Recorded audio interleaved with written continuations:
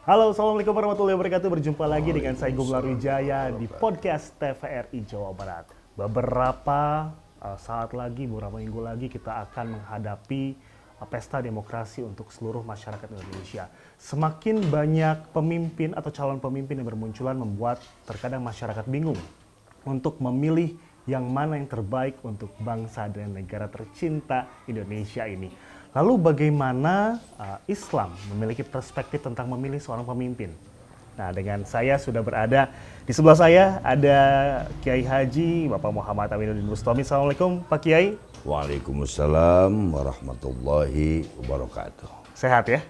Alhamdulillah, sehat walafiat insyaallah. Insyaallah. Sebelum kita menuju tema, jangan lupa like, komen, dan juga subscribe. Pak Kiai, kita ngomongin tentang perspektif Islam dalam memilih pemimpin. Sebenarnya kriteria seperti apa sih yang umat Islam inginkan terhadap seorang pemimpin?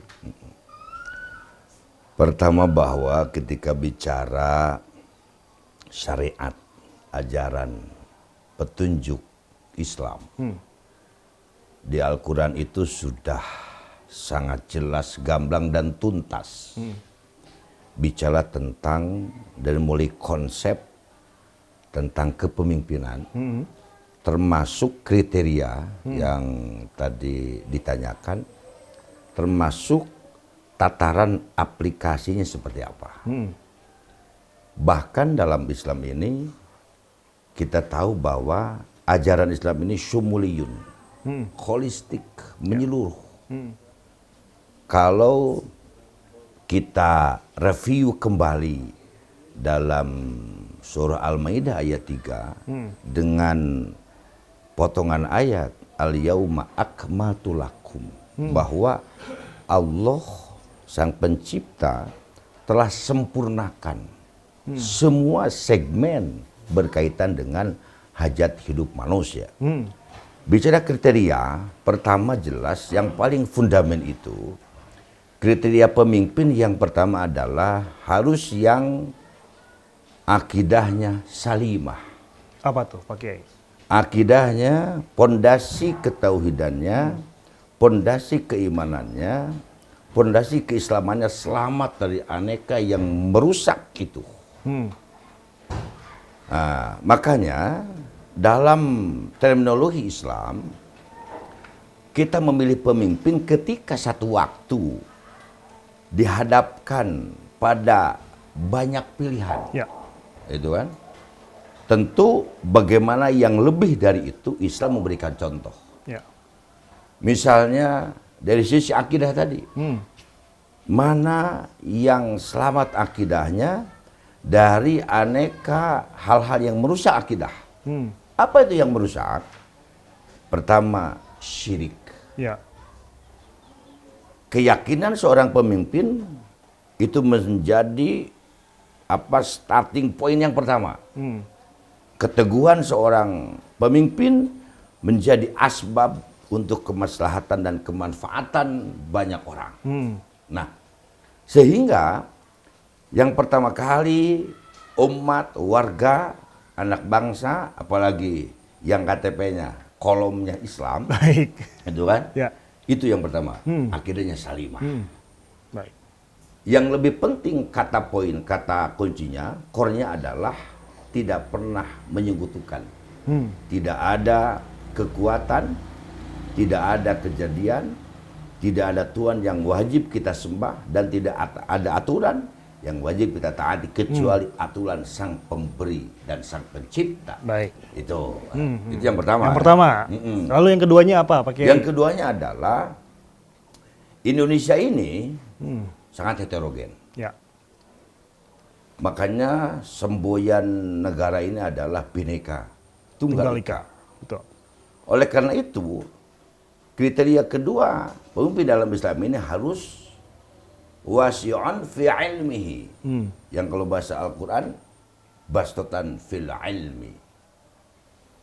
Punya pengetahuan, punya wawasan yang luas. Tentang apa? Tentang semua hal. Ya.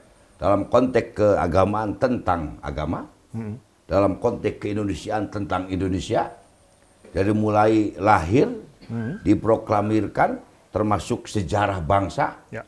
termasuk hari ini dengan 4 pilar MPR-nya misalnya, yang dulu 4 pilar bangsa, nomenklaturnya, kita sudah menjadi kesepakatan bersama dalam berbangsa dan bernegara. Ya. Ada dasar negara Pancasila, begitu pula orang sebut falsafah negara dan ideologi negara. Kemudian ada konstitusi negara, Undang-Undang 145. Kemudian ada bentuk negara NKRI, Ya. dan ada semboyan negara Bhinneka Tunggal Ika. Ya. Nah, bagaimana seorang pemimpin itu mampu menderivasikan itu? Kita tahu bahwa di Indonesia ini konstitusi kita yang mensibgo itu 3 hukum ya, 3 ranah hukum. Yang pertama hukum Islam. Ya. Ada kompilasi hukum Islam. Contohnya Undang-Undang 23 2011 tentang pengelolaan zakat, Ya. Undang-Undang tentang haji, Undang-Undang 174 tentang perkawinan. Itu kompilasi. Yang kedua hukum Barat, dan yang ketiga hukum adat. Nah, pemimpin ini bagaimana pengetahuannya harus di atas rata-rata biasa. Ya. Itu yang kedua. Yang ketiga adalah kriterianya akhlaknya mahmudah. Akhlaknya baik. Peringanya baik, etikanya baik, beliau punya adab. Ya.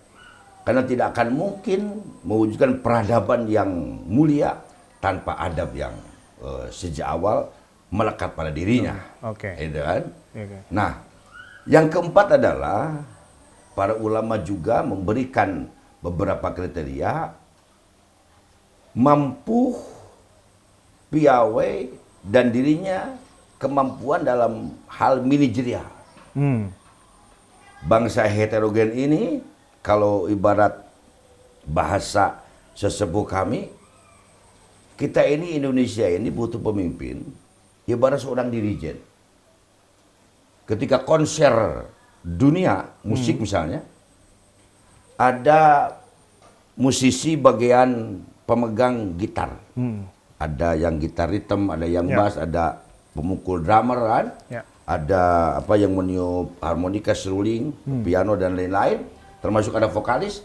Tapi bagaimana seorang pemimpin ini bisa enak dilihat warga, masyarakat, kemudian enak pun didengar itunya, apa lagunya, apa kata kuncinya coba? Pemimpin harus mampu bermain dengan oktav yang sama.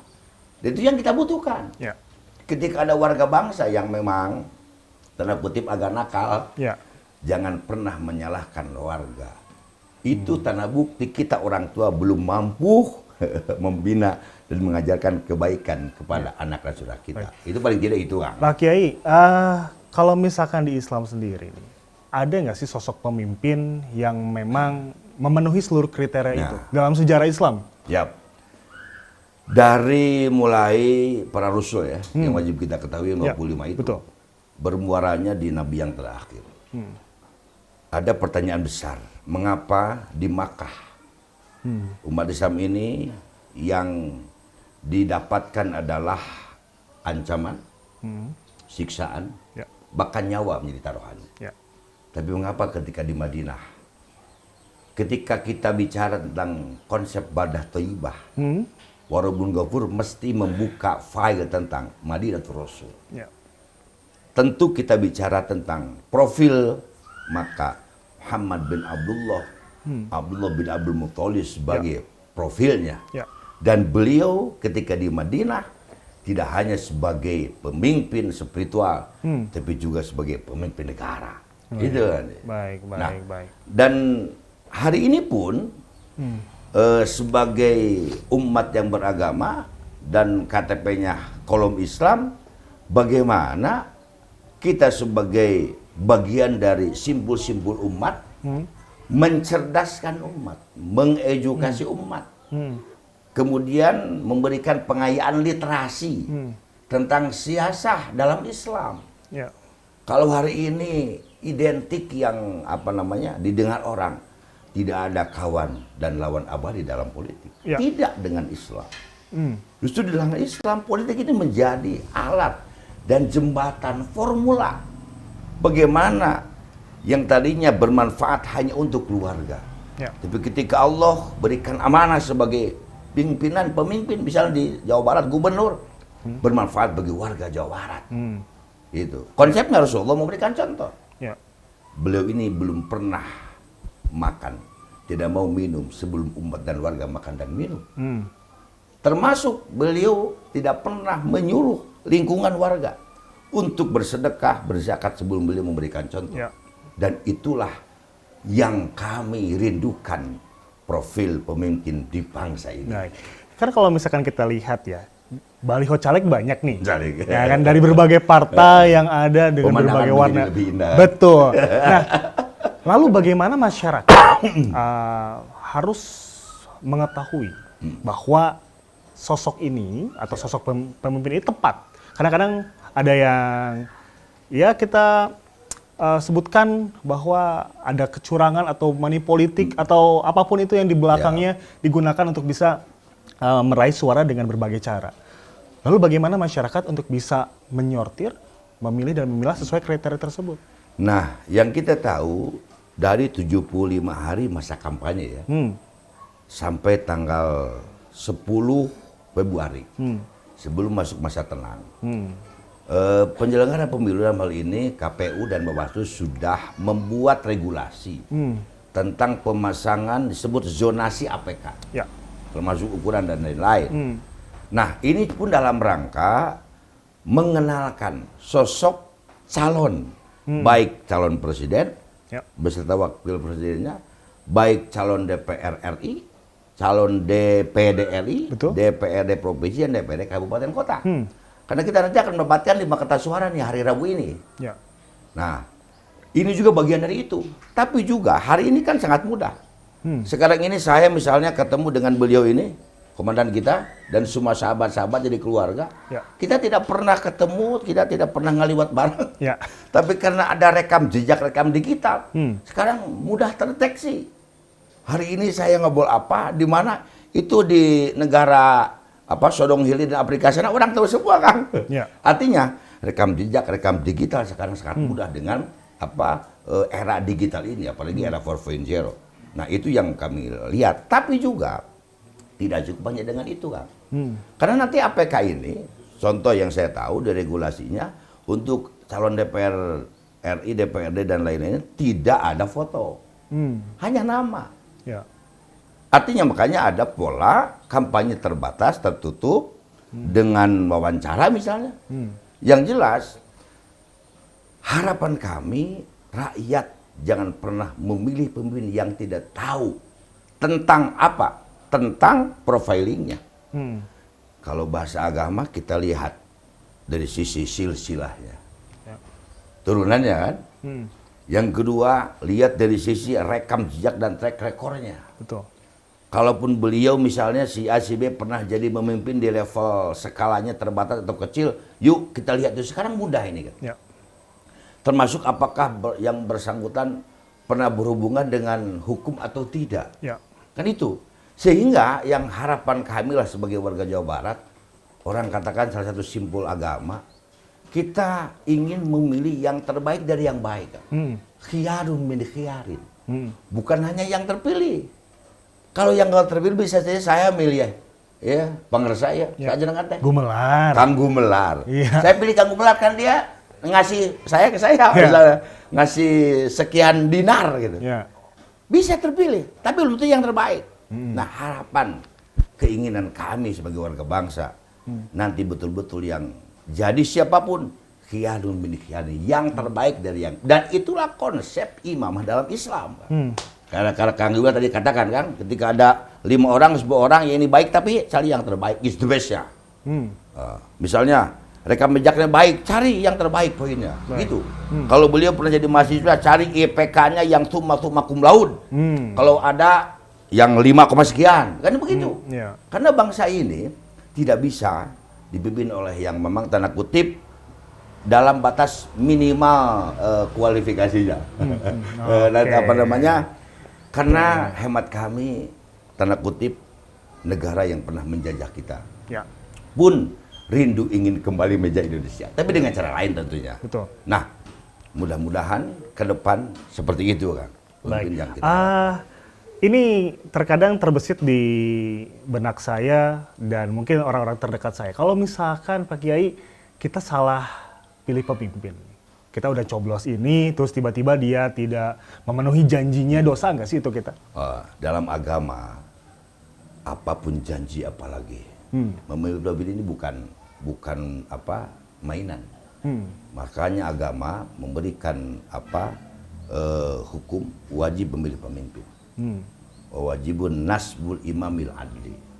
Nah, tentu mengapa di negara kita ada tahapan kampanye dalam rangka bahwa warga ini mesti melek lah, melek informasi, melek politik, termasuk kaitan profiling setiap calon. Karena menentukan 5 tahun ke depan nasib negara, nasib bangsa, nasib agama, termasuk nasib warga misalnya. Nah, oleh karena itu, termasuk hari ini kami di silaturahmi dikunjungi oleh keluarga besar TVRI dari Bandung di Jawa Barat. Ini bagian dari proses mencerdaskan itu. Apalagi misalnya ini ternyata masyarakat sekitar juga kirain yang datang ini 2 orang gitu kan, tapi ternyata 1 kru. Kan jadi banyak pertanyaan, aya naon gitu. Kita orang Sunda mah. Kan jadi luar biasa kan. Secara otomatis ini proses sosialisasi, edukasi dan pengayaan literasi. Biar cerdas pemilih ini. Tidak hanya pemilih yang siapa yang nanti malam takbiran, masa kami kan, belum takbiran, belum tahu ngasih sesuatu, udah itu hentikan itu. Karena yang saya tahu Bawaslu di regulasinya juga itu haram hukumnya, ada gakumdo kan, kemudian juga bisa didiskualifikasi. Karena kalau itu yang terjadi, naudzubillah, hanya akan menjadikan pemilih yang terpilih bukan yang terbaik. 2024 ini pintu gerbang bangsa Indonesia bagaimana menjadi kembali bangsa yang berdaulat di segala bidang tentunya. Pak Kiai, ini nyambung juga sama pertanyaan saya yang tadi. Kan kalau misalkan masyarakat takut nih, kalau misalkan memilih takutnya dibohongin lagi, atau mungkin takutnya janji sekedar janji, lalu juga dia memilih akhirnya golput. Kemarin juga MUI kalau tidak salah mengharamkan golput. Lalu hukumnya golput dalam Islam gimana Pak Kiai? Nah, MUI itu madisuronya ulama umaro cendekia. Tokoh-tokoh terbaik di setiap ormas kumpul di MUI. Artinya MUI melakukan fatwa haram golput itu pun hasil dari bedah keilmuan. Bagaimana jaring aspirasi, kemudian juga jaring beberapa referensi itu sudah hatam. Dan itu sudah jauh-jauh MUI mengharapkan golput. Artinya, kalau kita warga bangsa, domisili di Indonesia, ya kalau ada yang ingin golput ya lebih baik hijrahlah ke negara tetangga kemana kayak gitu. Gitu kalau saya. Jadi nggak boleh. Satu suara menentukan nasib bangsa dan negara ke depan kan. Nah, kami harapkan mumpung masih ada waktu ke depan, ini sekitar 40 sekian hari lagi, bahwa masyarakat bersiap dari sekarang, bermusyawarah, beristikharah. Kalau agama mengatakan tidak akan menyesal orang yang bermusyawarah, tidak akan bergoda yang beristikharah. Saya kira itu. Dan hari ini, yuk kita maksimalkan, saling mengisi tentang informasi. Si A ini begini, si B. Kan sangat mudah sebetulnya. Tadi, misalnya si A pernah jadi bupati, pernah jadi gubernur, pernah jadi menteri, ya tracking selama beliau pada jabatan itu, apa yang dilakukan kan sekarang mudah. Kalau bahasa agama, kita ingin yang jadi itu pemimpin yang tohirun mutahirun. Bukan mustamalun, apalagi mutanajisun. Itu kan. Baik. Harapan begitu. Harapan. Dan hari Rabu itu hari baik gitu. Hari baik ya. Hari baik kembali pekerjaan insya Allah. Baik. Pak Kiai, kalau misalkan sikap masyarakat terhadap para calon legislatif atau caleg yang melakukan money politik atau apapun itu, sikap kita harus seperti apa? Pertama bahwa jelas money politik itu diharamkan. Diharamkan agama, kemudian juga diharapkan oleh konstitusi. Kalau bahasa kami, semua anak bangsa ini apapun yang dilakukan mesti aman 3A. Pertama aman syar'i, yang kedua aman regulasi, yang ketiga aman NKRI. Gitu kan. Termasuk tadi money politik. harus berani apa akadnya. Nah, itu jarang ketika orang memberi ini saya kasih uang, tapi pilih saya. Itu temuan Bawaslu kan. Nah, Ya. itu yang pertama. Yang kedua, hari ini masyarakat kita melihat, khususnya di Tasik, semakin melek politika. Masyarakat adem ayem dengan aktivitas hariannya. Ya. Beda dengan beberapa 5 tahun yang lalu. Ya. Ada konvoy kan, ada apa namanya, terkadang terjadi gesekan di lapangan. Nah, kami bersinudon, masyarakat dengan semakin melek informasi, semakin melek politik, ini wujud dari nanti imbasnya, hasilnya tingkat partisipasi pemilih.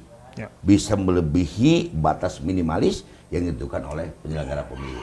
Kita harapkan itu, apalagi di Kota Tasikmalaya, pernah sampai 83% partisipasi pemilih. Dan itu terbaik se-Indonesia. Mudah-mudahan ke depan pun Jawa Barat, karena di Pulau Jawa ini penentu kemenangan siapapun. Karena paling banyak jumlah DPT ya. Dan Jawa Barat provinsi terbesar terbanyak jumlah pemilih di Indonesia. Baik. Pak Kiai, kita berhadapan dengan era 4.0 di mana medsos ini menjadi salah satu alat berkampanye yang begitu luar biasa masif. Lalu bagaimana dengan milenial memanfaatkannya, terutama gadget nih? Ya. Pertama tentu regulasi tentang itu yang mesti di beberapa hal teknisnya. Ini bagian dari proses pencerdasan pemilih. Manfaatkan digital ini yang maksimal. Karena memang pangsa pasar khusus milenial ini cukup signifikan. Kalau tidak, maka nanti berimbas ke partisipasi pemilih kan. Ya. Terkadang kan kaula muda kalau tidak ada sentuhan khusus sesuai dengan usia dan dunianya, ngapain katanya. Milih juga nggak ada robah-robahnya. Nah itu dia. Saya tetap nggak ada nasibnya begini kan, termasuk juga yang lain kan. Ya. Itu yang terjadi. Ini mumpung masih ada waktu. Ya. Itu tentu menjadi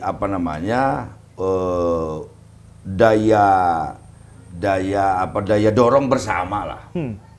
Dari mulai penyelenggara pemilu, tokoh-tokoh masyarakat, termasuk kalau tokoh agama yang dari mimbar ke mimbar itu, Ya. termasuk saya juga sarankan di beberapa khutbah Jumat itu sampaikan tentang bagaimana kewajiban rakyat memilih pemimpin dalam perspektif agama dan dikombin dengan regulasi negara yang ada. Kira itu, ini masih ada waktu lah. Jadi tentunya kalau misalkan mau cari pemimpin yang baik, cek dulu rekam jejaknya, baik atau tidak, pernah berhubungan dengan hukum atau tidak, supaya kita bisa memilih pemimpin yang baik ke depannya selama 5 tahun ke depan. Lalu Pak Kiai, ini menjawab sekaligus, saya ingin bertanya sekaligus mungkin menjawab pertanyaan dari masyarakat. Kalau misalkan pemimpinnya tidak amanah, hukumannya apa nih di dunia atau di akhirat? Pertama, jelas bahwa apapun yang terungkap di kampanye itu adalah janji. Ya. Bahkan ada sampai kontrak politik dan perspektif agama ini bagi semuanya, apa yang saudara-saudara calon ungkapkan, janjikan, tidak semata-mata kontrak sosial dengan warga, tapi juga sudah berjanjian dengan Allah Sang Pencipta. Itu berat, Kang. Ya. Hukumannya mudah bagi Sang Pencipta. Pertama, jangan harap keberkahan akan Allah datangkan. Ya. Yang kedua, musibah tidak pernah berhenti. Terjadi kita tahun 2004 dulu kan, APBN sudah diputuskan hampir 3.000 triliun. 2 bulan kemudian tsunami dahsyat terjadi, porak-poranda semua sistem.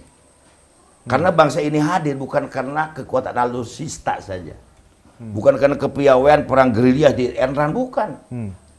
Bangsa ini ada diakui dalam preambul Undang-Undang Dasar yang ketiga atas berkat rahmat Allah yang Maha Kuasa. Itu Bang.